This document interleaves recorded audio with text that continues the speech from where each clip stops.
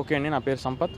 ఇక్కడ వచ్చేసి జమ్మిబండ అనేది ఎంత విశిష్టమైనదంటే, దేవీ నవరాత్రులు 9 రోజులు ఘనంగా జరుపుకొని, ఆ రోజు దసరా రోజు పాలపిట్ట దర్శనం చేసుకొని, అమ్మవారి దర్శనం సుమారు 50,000 మంది భక్తులు ఇక్కడికి వచ్చే ప్రదేశం.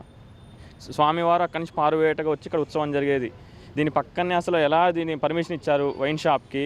అటు చూస్తే బడి, ఇటు చూస్తే గుడి, పక్కనే వైన్ షాపు. దీన్ని అసలు మేము తీవ్రంగా స్థానికులు ఖండిస్తున్నాం.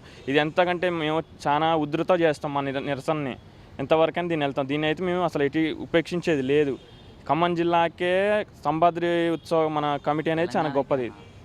ఖమ్మంకి మన నరసింహస్వామి గుట్ట అనేది చాలా ప్రత్యేకమైన. ఆ స్థలాన్ని అనుకుని వైన్ షాపు పెట్టడం అన్నదే అసలు అరాచకం, అది దుర్మార్గం. దీన్ని మన ప్రభుత్వాన్ని మేము దీన్ని ప్రశ్నిస్తున్నాము. ఎక్సైజ్ శాఖ అసలు ఎలా పర్మిషన్ ఇస్తుంది అనేది మేము పూర్తిగా దీన్ని ఖండిస్తున్నాం. దయచేసి మేము కోరుకునే ఈ వైన్ షాప్ ఇక్కడి నుంచి తరలించండి, లేదా వాళ్ళ లైసెన్స్ని రద్దు చేయండి. దీన్నైతే మేము స్థానికులుగా మా ధర్నా చేస్తాం, రాస్తారోకో చేస్తాం. చాలా ఉధృతంగా మేము చేసే మేము ఎంతవరకైనా వెళ్తాం. దీని విషయంలో మేమైతే వెనకాడేది లేదు.